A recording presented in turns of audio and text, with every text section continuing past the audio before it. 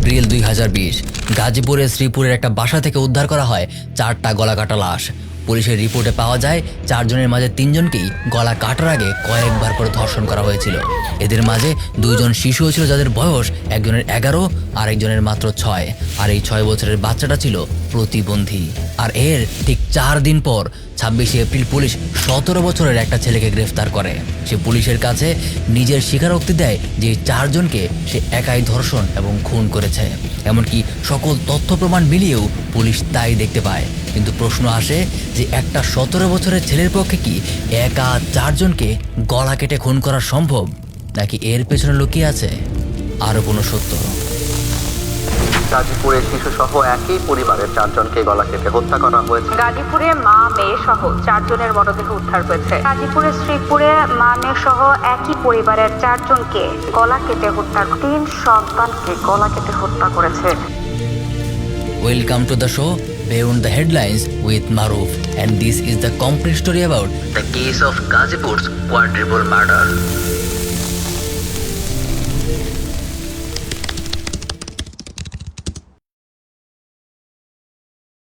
আমার দেখা যে কটা নৃশংস কেস আছে তার মধ্যে এইটা হয়তো সবচেয়ে জঘন্যতম একটা কেস। আমি চেষ্টা করব যতটা সম্ভব ডিটেইলে যাওয়ার, পুরোটা ঘটনা যেন একদম গুছিয়ে আপনাদের সামনে প্রেজেন্ট করতে পারি। তাহলে চলুন শুরু করি। রেজওয়ান হাসান কাজল, ডাকনাম কাজল। কাজল নিজের জীবিকার জন্য 2000 সালের দিকে মালয়েশিয়াতে কাজ করতে যায়। সেইখানে কাজের সূত্রেই তার পরিচয় হয় ইন্দোনেশিয়ার এক মেয়ের সাথে। মেয়ের নাম ফাতেমা। মালয়েশিয়া যাওয়ার কিছুদিন আগেই কাজল ইন্দোনেশিয়ায়ও কাজ করত, তাই ইন্দোনেশিয়ার ভাষা আর মানুষ সম্পর্কে কাজলের বেশ ভালোই জ্ঞান ছিল। এই জন্য ফাতেমার সাথে কাজলের খুব সহজেই সম্পর্ক গড়ে ওঠে। কিছুদিনের মাঝেই তারা একে অপরকে ভালোবাসে মালয়েশিয়াতেই বিয়েও করে ফেলে। বিয়ের কয়েক বছরের মাথায় তাদের একটা মেয়ে সন্তান হয়। মেয়ের নাম রাখে নোরা আক্তার। নোরার জন্মের পরেই কাজলের মনে হয় নিজের বউ আর বাচ্চাকে সে মালয়েশিয়াতে রাখবে না, নিজের বাচ্চাকে সে বড় করতে চায় নিজের দেশের মাটিতে। এই জন্য সে সম্পূর্ণ পরিবারে নিয়ে দেশে চলে আসে। আর এইটাই ছিল কাজলের জীবনের সবথেকে বড় ভুল, যার অনেক বড় মাসুল তাকে সামনেই দিতে হবে।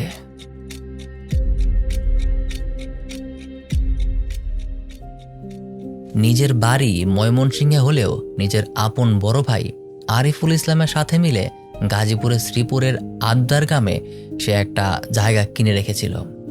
সেখানেই 2 ভাই মিলে বাড়ি তৈরি করে। আরিফুলের টাকা পয়সা কিছু কম ছিল, তাই সে টিনের বাড়ি তৈরি করে। আর সদ্য বিদেশ ফেরত আসা কাজল, তার কাছে এখন অনেক টাকা, তাই সে একটা দোতলা বিল্ডিং বাড়ি তৈরি করে। সেই বাসার নিচতলা সবসময় খালিই থাকতো। 2 তলায় নিজের পরিবার নিয়ে সুখেই সে বসবাস করছিল। এর মাঝেই কাজলের আরও 2টো সন্তানের বাবা হয়। একটা মেয়ে যার নাম রাখে সে হাওয়ারিন, আর একটা ছেলে যার নাম ফাদিল। কাজল আর ফাতেমার তখন একটা পরিপূর্ণ সংসার। 3 সন্তানের ভরণ পোষণের জন্য এখন টাকাও একটু বেশি দরকার, তাই নিজের পরিবারের দায়িত্ব নিজের আপন বড় ভাইয়ের কাঁধে দিয়ে সে আবারও বিদেশে পাড়ি জমায়। এবারও সে আগের মতো মালয়েশিয়াতেই যায়। তো বিদেশে গেলেও সে প্রতিদিনই ভিডিও করে নিজের পরিবারের সাথে যোগাযোগ করত। দেখতে দেখতেই নোরা, হাওয়ারিন আর ফাদিল বেশ বড় হয়ে ওঠে। নোরার বয়স তখন 16, ক্লাস 10-এ পড়ে। স্কুলে যাওয়া আসা করার সময় মাঝে মাঝেই একটা ছেলে তাকে ডিস্টার্ব করত, নানা রকম উল্টাপাল্টা কথা বলতো। নোরা এইগুলো তার বাবা মাকে বেশ কয়েকবার জানায়, কিন্তু টিপিক্যাল বাবা মায়ের মতোই তার বাবা মাও ব্যাপারটা ইগনোর করতে বলে। তারা এইটা নিয়ে কোনো স্ট্রিক্ট অ্যাকশন নেয় না। যে ছেলেটা ডিস্টার্ব করতো এই ছেলেটার নাম পারভেজ। বয়সে সেও নোরার সমানই, কিন্তু বয়স কম হলেও এই বয়সেই পারভেজ যা যা করেছে তা শুনলে আপনার গায়ে কাঁটা দিয়ে উঠবে। পারভেজের ইতিহাস এত ভয়াবহ আর এত ভয়ঙ্কর যা অনেক 40-50 বছরের অপরাধীরও অনেক সময় থাকে না। পারভেজের সবথেকে কমন অপরাধ হলো চুরি করা। একবার সে নোরাদের বাড়িতেই চুরি করার উদ্দেশ্যে ঢোকে। খাটের নিচে লুকিয়ে থাকে, কিন্তু সৌভাগ্যবশত ফাতেমা তাকে দেখে ফেলে। খাটের নিচ থেকে টেনে বের করে এলাকাবাসীদের ডেকে আনে, কিন্তু শেষ পর্যন্ত এলাকাবাসী আর পারভেজের বাবার অনুরোধে ফাতেমা তাকে মাফ করে ছেড়ে দেয়। আর এটাই ছিল ফাতেমার জীবনের সবথেকে বড় ভুল। তার ঠিক 1 মাস পর 22 এপ্রিল সকালবেলা ফাতেমা তার ভাসুর অর্থাৎ তার স্বামীর বড় ভাই আরিফকে ডেকে বাজার করে দিতে বলে। সে তাকে বলে 2 কেজি গরুর মাংস আনতে, তার মাঝে 1 কেজি যেন সে নিজেই রেখে দেয় আর বাকি 1 কেজি তার নিজের জন্য। আরিফ প্রায়ই ভাবির বাজার করে দেয়, এটা তার জন্য নতুন কিছু না। 23 এপ্রিল অর্থাৎ পরদিন সকালবেলা আরিফ তার ভাবির কথা মতো গরুর মাংস কিনে ভাবিকে দিয়ে আসতে যায়। সে দরজায় দাঁড়িয়ে অনেকক্ষণ ডাকাডাকি করে, কিন্তু ভেতর থেকে কোনো সারা শব্দ আসে না। আরিফ ভাবে হয়তোবা সবাই এখনো ঘুমিয়ে আছে। তে আবার সে মাংস নিয়ে বাসায় চলে যায়। বেলা গড়িয়ে প্রায় 3টা বেজে যায়, অথচ ফাতেমাদের ঘর থেকে কোনো আওয়াজ আসছে না। এবার আরিফের একটু অফ লাগে। এত বেলা অবধি ভাবি আর বাচ্চারা তো কখনো ঘুমায় না। সে আবার গিয়ে ডাকাডাকি করে, দরজায় ধাক্কায় কিন্তু কোনো সারা শব্দ আসে না। এইবার সে নিজের ছেলেকে পাশের এক জায়গায় মই দিয়ে উঠে জানালা দিয়ে দেখতে বলে। আরিফের ছেলে নাবিল তার বাবার কথা মতো মই দিয়ে জানালা দিয়ে উঁকি দেয়, আর তাকিয়েই সে আর নিজেকে ধরে রাখতে পারে না। কাঁপতে কাঁপতে সে বলে কেউ তাদেরকে জবাই করে ফেলেছে, সবারই গলা কাটা। এটা শুনে আরিফও সাথে সাথে দিশেহারা হয়ে পড়ে। সে ঘরের চারপাশে ঘুরে নিচতলার পেছনের দরজাটা খোলা দেখতে পায়, আর সেখান দিয়েই উপরে উঠে গিয়ে দেখে সারা ঘরে রক্তের স্রোত, আর তার সামনেই 4টা লাশ পড়ে আছে, সবারই গলা কাটা। কিন্তু কে করলো এই খুন? সেই বাচ্চা ছেলে পারভেজ? চলুন দেখি। আরিফ সাথে সাথেই তাদের এই ঘটনাটা এলাকার চেয়ারম্যানের মাধ্যমে থানায় জানিয়ে দেয়।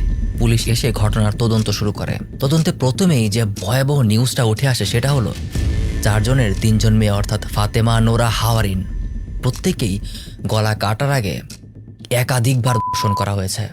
হাওয়ারিনের বয়স মাত্র 11 বছরের একটা মেয়েকেও। পুলিশ আশেপাশের সবাইকে জিজ্ঞাসাবাদ শুরু করে। এক রাতের মধ্যেই এত বড় একটা ঘটনা ঘটে গেল, কেউ কোনো শব্দ শুনতে পেল না। পুলিশ প্রথমে আরিফকে সন্দেহ করে। আরিফের বাড়ি একদমই তার সাথে লাগানো। গলা কেটে 4টা মার্ডার একই সাথে ধর্ষণ হলে আরিফের আর তার পরিবারের কারো না কারো অ্যাটলিস্ট শব্দ শোনার কথা, কিন্তু আরিফের পরিবারের কেউই এই সম্পর্কে কিচ্ছু বলতে পারে না।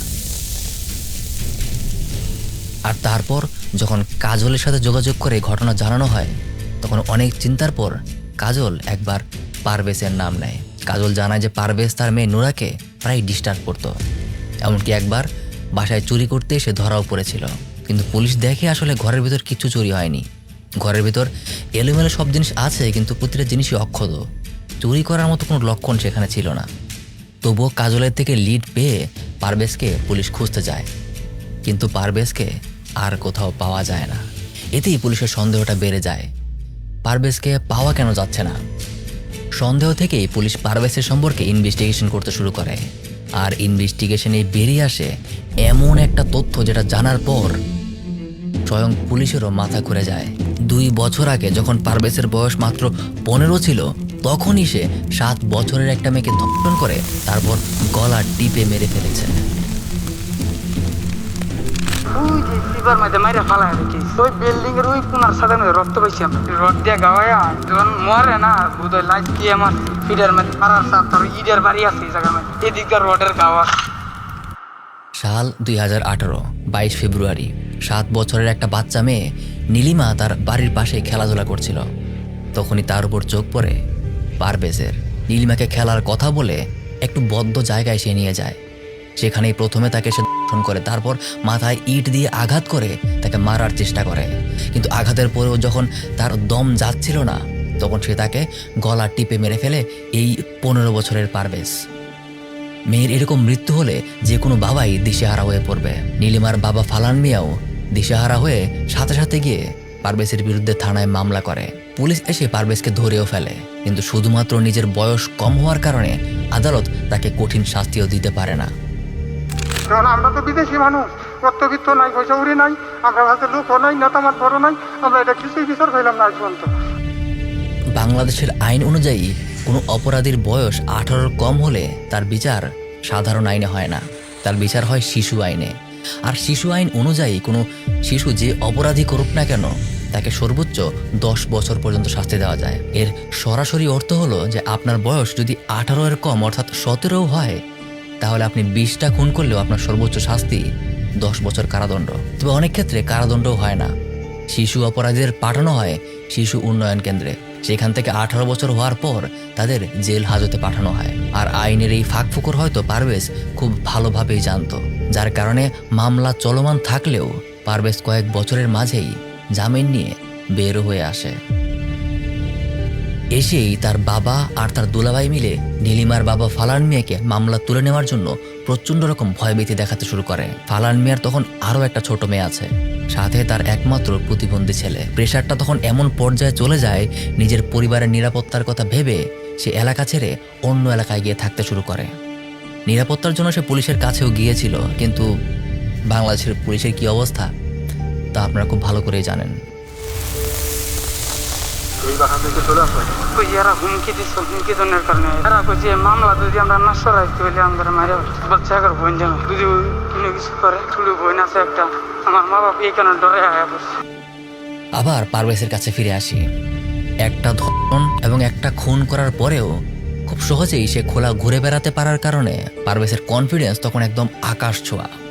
দিন দিন সে খুবই বেপরোয়া হয়ে ওঠে। জামিনে মুক্তির তখনও 8 মাসও পূরণ হয়নি, এর মাঝেই ঘটে যায় এই 4 মার্ডারের ঘটনা।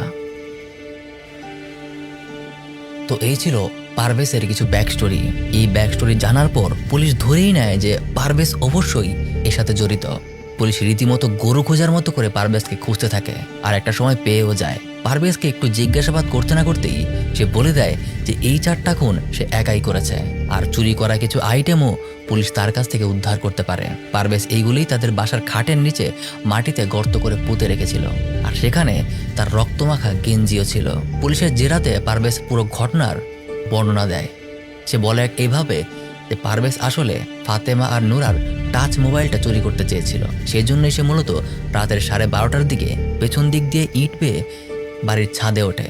তারপর কাপড় শুকানোর রশি ছাদের গ্রিলে বেঁধে সেই রশি বেয়েই নিচের 2য় তলার বাথরুম দিয়ে সে ঘরে ঢুকেই সে প্রথমে রান্নাঘরে যায়, আর সেখান থেকে একটা বটি দা নিয়ে চলে যায় ফাতেমার রুমে। ফাতেমার রুমের দরজা যখন খোলার চেষ্টা করছিল তখন শব্দে ফাতেমা জেগে ওঠে। ফাতেমা পারভেজকে দেখেই খুব জোরে চিৎকার করে, আর পারভেজ তাকে থামানোর জন্য এলোপাতারি তাকে দা দিয়ে কুপাতে শুরু করে। এতেই ফাতেমা জ্ঞান হারিয়ে মাটিতে পড়ে যায়। চিৎকার শুনে নোরা, হাওয়ারিন, ফাদিল 3জনই ঘুম থেকে জেগে ওঠে। তখন পারভেজ তাদেরকেও তার হাতে থাকা বটি দিয়ে এলোপাতারি কুপাতে শুরু করে। একটা সময় ফাতেমার ছোট ছেলে আদিলকে এসে গলা কেটে হত্যা করে লাশটা খাটের নিচে রেখে দেয়, আর তারপর সে এই আহত মেয়ে 3জনকে একাই ধর্ষণ করে। আর ধর্ষণের পর তাদের মৃত্যু নিশ্চিত করার জন্য প্রত্যেকেরই সে গলা কেটে দেয়। তারপর 2জনের মোবাইল আর কিছু স্বর্ণালঙ্কার নিয়ে সে তার নিজের বাড়িতে ফিরে আসে। বাড়িতে ফিরে নিজের বোনকে সে বলে ডিম ভাজি করে দিতে। ডিম ভাজি দিয়ে ভাত খেয়েই সে বাড়ি থেকে বের হয়ে যায়। হ্যাঁ, কি সুন্দর নর্মাল ভাবে খাইতাম, যে আবার ডিম ভাজা দিয়ে একটা ডিম না ভাজা দিলে আমি খাইতাম। হ্যাঁ, একটু কোনো আতঙ্ক হইলো না।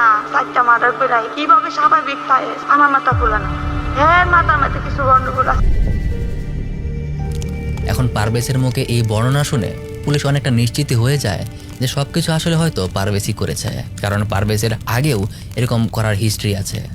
কিন্তু কিন্তু কিন্তু বাস্তবতা মোটেও এমন ছিল না। এই পুরোটা ঘটনার মাস্টারমাইন্ড ছিল অন্য কেউ।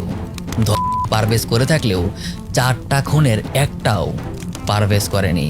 ইনফ্যাক্ট খুনাখুনিতে তার কোনো হাতই ছিল না। কি অবাক হচ্ছেন? এটা প্রায়ই বলা হয় যে reality is often stranger than fiction. চলুন ঘটনার আরেকটু পেছনের দিকে যাই। কাজলের স্ত্রী ফাতেমা ইন্দোনেশিয়ার মানুষ, অনেক মন খোলা মানুষ, সবসময় হাসি খুশি থাকে। আশেপাশের প্রতিবেশীদের একজনও ফাতেমাকে নিয়ে কোনো অভিযোগ করতে পারবে না। আর বিদেশে যাওয়ার পর এদিকে কাজল প্রতি মাসেই টাকা পাঠায়। ফাতেমাকে কখনো অভাবে থাকতে হয় না, তাই সে প্রচুর দান খয়রাত করে।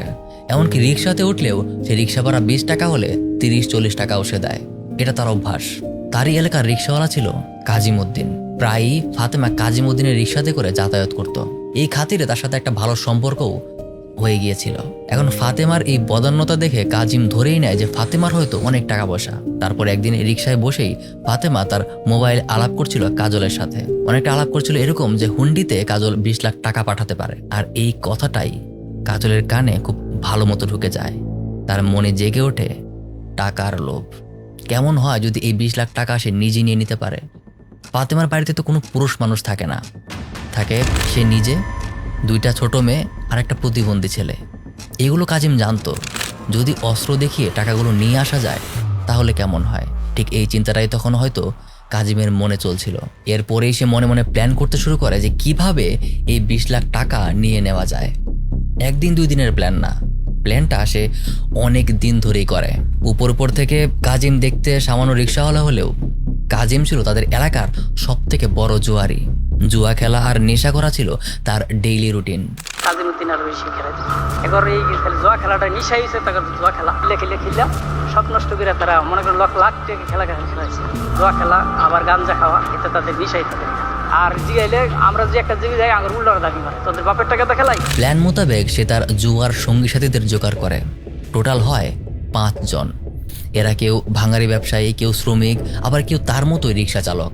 কাজিম সবাইকে একসাথে করে সেই 20 লাখ টাকার লোভ দেখিয়ে ফাতেমার বাড়িতে ডাকাতি করার জন্য রাজি করায়। কিন্তু রাতের বেলা বাড়িতে ঢুকবে কিভাবে? কোনো রকম শব্দ হলেই তো সবাই জেগে উঠবে।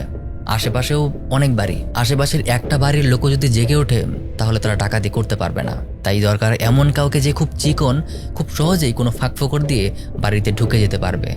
আর এখানেই ডাক আসে পারভেজের। ভাবতেই পারেন যে পারভেজ এখানে কিভাবে আসলো। পারভেজই কাজিমের একমাত্র ছেলে। পারভেজের যত কুকর্ম সবকিছুতে আসলে কাজিম ব্যাকআপ দিয়ে এসেছে। মনে আছে পারভেজকে একবার ফাতেমা তার খাটের নিচ থেকে ধরেছিল? সেই সময়ও কাজিমই পারভেজকে পাঠিয়েছিল ঘরে লুকিয়ে থাকার জন্য। আর সবাই ঘুমিয়ে গেলে উঠে দরজা খুলে দিতে, যেন বাকিরা ঘরে ঢুকতে পারে। এই পুরোটা ঘটনা আরো 1.5 মাস আগে ঘটে যেত যদি সেদিন পারভেজ ধরা না পড়তো। কিন্তু সৌভাগ্যবশত পারভেজ আগেই ধরা পড়ে যায়। এলাকাবাসী আর কাজিমের অনুরোধেই পারভেজকে ফাতেমা ছেড়ে দেয়। কিন্তু ফাতেমা জানতো না যে পারভেজকে ছেড়ে দিয়ে সে তার নিজের মৃত্যুকেই ডেকে আনছে। 22 তারিখ রাত 12টা। ফাতেমার বাসার পেছনে জড়ো হয় টোটাল 6 জন। কাজিম, তার 4 জন জুয়ার সাথী আর কাজিমের ছেলে পারভেজ। যখন তারা নিশ্চিত হয় যে বাসা আর বাসার আশেপাশে সবাই ঘুমিয়ে গেছে, তখনই তারা বাসায় ঢোকার রাস্তা খুঁজতে শুরু করে। চারদিকে ঘুরে কাজিম দেখে নিচতলা একটা বাথরুমের ভেন্টিলেটরটা অনেক বড়, আর পারভেজ বেশ চিকন চাকন। পারভেজকে ভেন্টিলেটর দিয়ে খুব সহজেই ভেতরে ঢুকানো যাবে। প্ল্যান মতো পারভেজ ভেন্টিলেটর দিয়ে ভেতরে ঢুকে পড়ে। কিন্তু বাথরুমের দরজা যদি বাইরে থেকে লাগানো থাকে তাহলে? তাই আরেকজন বিল্ডিংয়ের পাইপ বেয়ে ছাদের উপরে উঠে পড়ে। পারভেজ আর সে মিলে ভেতর থেকে ঘরের দরজা খুলে দেয়। তারপর বাকি 4 জনও ঘরের ভেতরে প্রবেশ করে। সবার হাতেই তখন ধারালো অস্ত্র। বাড়িতে কোনো পুরুষ মানুষে নেই। রাত তখন প্রায় 1টা। কাজিম সবাইকে নিয়ে সোজা চলে যায় ফাতেমার রুমে। ফাতেমা জেগে উঠেই দেখে তার সামনে গামছা দিয়ে নাক মুখ পেঁচানো 4 জন মানুষ দাঁড়িয়ে আছে, আর প্রত্যেকের হাতেই ধারালো অস্ত্র। আর 2 জন তার গলায় ছুরি ধরে আছে। কোনো রকম শব্দ করলেই এখানে তার নিশ্চিত মৃত্যু। জীবন বাঁচাতে ফাতেমা একটা শব্দও করে না। কাজিম তখন ফাতেমাকে বলে বাঁচতে চাইলে তার স্বামীর পাঠানো 20 লাখ টাকা যেন এখনই তাকে দিয়ে দেয়।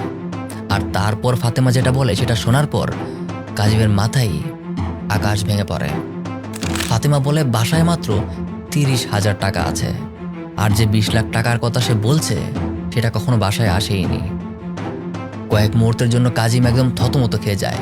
এই 20 লাখ টাকার জন্যই সে অনেক দিন ধরে প্ল্যান করে এসেছে। সে কিছুতেই বিশ্বাস করতে পারছে না যে টাকাটা বাসায় নেই। সে তখন তার 3 সন্তানকেও এনে গলায় ছুরি ধরে ভয় দেখায় যেন 20 লাখ টাকা যেখানে আছে তাকে বের করে দেয়। কিন্তু ফাতেমা বারবার বলতে থাকে যে তার কাছে কোনো টাকা আসেইনি, আর আসলেও সে বাসায় রাখতো না, ব্যাংকে রাখতো। Which is true. মানে আসলেই তো বাংলাদেশের পার্সপেক্টিভ থেকে কেউই কখনো আসলে এত বড় অ্যামাউন্টের একটা টাকা ক্যাশ আকারে বাসায় কখনো কেউ রাখে না। আই ডোন্ট নো যে কাজিমের মাথায় এই জিনিসটা কেন ঢুকলো না যে যদি টাকা পার্টিও থাকতো তাহলে কেউ কি টাকা বাসায় আলমারিতে রেখে দিত? ডেফিনেটলি না। যাই হোক, বলতে বলতেই ফাতেমা তার 30,000 টাকা বের করে দেয় আর এই সময়েই কাজিম আবারও তার গলায় ছুরি ধরে ভয় দেখাতে গেলে ধাক্কাধাক্কিতে কাজিমের মুখ থেকে তার গামছাটা খুলে যায়। কাজিমকে দেখে ফাতেমা অবাক হয়ে যায়। এই লোকটাকেই সে প্রতিবার ভাড়া বাড়িয়ে দিত। এর অনুরোধের কারণেই সে পারভেজকে কয়েক মাস আগে ছেড়েও দিয়েছিল। নিজের পরিচয় বের হয়ে যাওয়ার কারণে কাজিমও এবার বিপদে পড়ে যায়, কারণ ফাতেমা তাকে খুব ভালোভাবেই চেনে। চিনে ফেলা মাত্রই কাজিমকে সে নিয়ম খারাপ বিশ্বাসঘাতক বলে গালাগালি করতে শুরু করে। কিন্তু কাজিমের মাথায় তখন ভর করে অন্য আরেক চিন্তা। বিদেশি মহিলা হিসেবে কাজিম ফাতেমাকে সবসময় লোলুপ দৃষ্টিতে দেখত। এমনকি রিক্সাতে করে যাওয়ার সময়ও ফাতেমাকে নিয়ে এসে অশ্লীল চিন্তা করত। আর আজকে ফাতেমাকে সে একা পেয়েছে। সুযোগ পেয়ে সে চিন্তা করে ফাতেমাকে ধর্ষণের।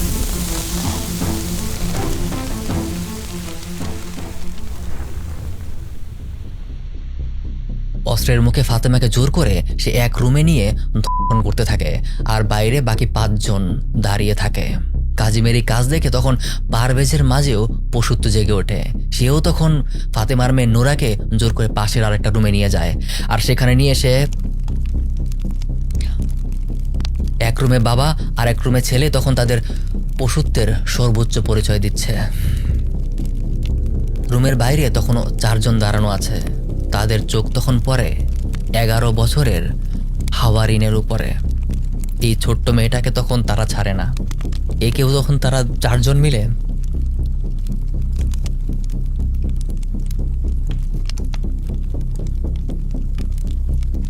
মা আর 2 মেয়েকে অদল বদল করে সবাই তাদের সাথে পশুর মতো এই কাজ করে। পশুরা হয়তো এমন করে না। এভাবে কয়েক ঘন্টা পালাক্রমে ধর্ষণের পর কুপি আর গলা কেটে 3 জনকেই তারা মেরে ফেলে, কারণ তাদের জীবিত রাখলে পরদিনই হয়তো নিজেরাই আর বাঁচতে পারবে না। ফাতেমা তাদের বেশ কয়েকজনকে চিনে ফেলেছে। কিন্তু এখানেই আরেকটা পয়েন্ট। 3 জনকে মারার পর তারা আসে প্রতিবন্ধী ছেলে ফাদিলের কাছে। ফাদিল কথা বলতে পারে না, তার বয়স মাত্র 6 বছর। ফাদিল সেই 6 জনের পায়ে পড়ে কাঁদতে শুরু করে, নিজেকে ইশারা দিয়ে আ উ করে বারবার বোঝানোর চেষ্টা করছিল সে বাঁচতে চায়। তার এই আকুতি মিনতির কারণে কিছুটা সময়ের জন্য তারাও দ্বিধাদ্বন্দ্বে পড়ে যায় যে এই বোবা ছেলেটাকে তারা মারবে কি না। কিন্তু সেটা বেশিক্ষণ থাকে না। শেষ পর্যন্ত কোনো সাক্ষী না রাখার জন্য ফাদিলকেও তার মা আর বোনের মতো একইভাবে গলা কেটে দুনিয়া থেকে সরিয়ে দেয়।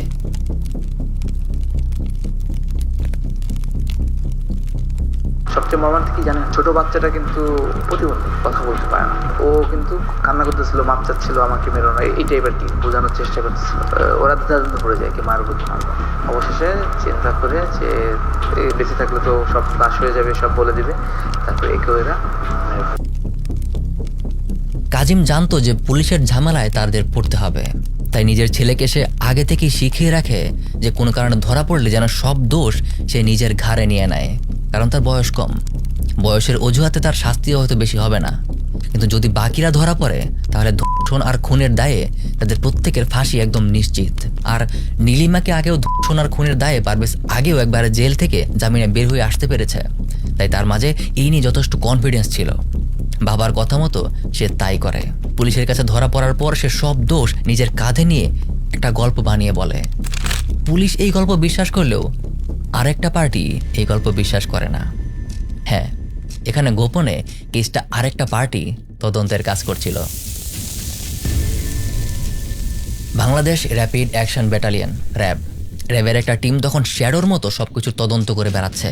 আর র্যাবের তদন্তেই বের হয়ে আসে কাজিম আর পারভেজের এই সম্পর্কটা আর এই কেসের যাবতীয় ডিটেলস। কাজিম, পারভেজ সহ বাকি সবাই এক এক করে তাদের দোষ স্বীকার করে নেয়, কিন্তু কাজিম এখানে আরেকটা জঘন্য কাজ করে। Once again, reality is often stranger than fiction. একের পর এক টুইস্ট, তাই না? এই কেসটা স্টাডি করতে গিয়ে আমার নিজেরই মাথা কয়েকবার ঘুরে গেছে। এখন চলুন কাজিমের ব্যাক স্টোরিটা একটু দেখে আসি।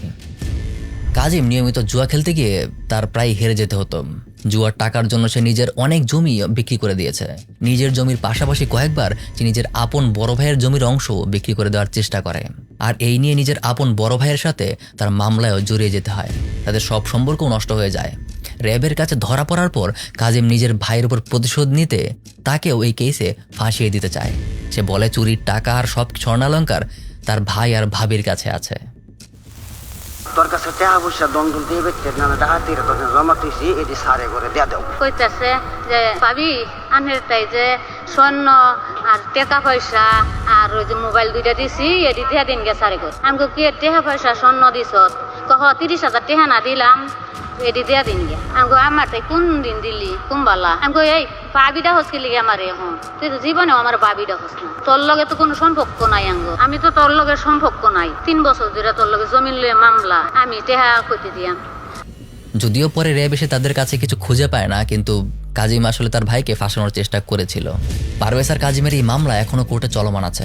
আমি জানি না আসলে এই মামলার রায় এখনো কেন আসে নাই। আমি অনেক খুঁজেও এই মামলার রায়টা আসলে কোথাও পাইনি। পেলে ভবিষ্যতে পিন কমেন্টে অ্যাড করে দেব। আর এখানেই এই কেসটা শেষ হয়ে যায়। এখন এখানে আমার কিছু কথা আছে। বাংলাদেশে যে শিশু আইন আছে, শিশু আইন 2013, এইখানতে দেখতেই পাচ্ছেন খুব স্পষ্ট এখানকার কিছু ফাঁকফোকর ব্যবহার করে এটার অ্যাডভান্টেজ, এটা সুবিধা নেওয়ার চেষ্টা আসলে অনেকেই করে। এইগুলো আমাদের আসলে এখন নজর দেওয়া দরকার।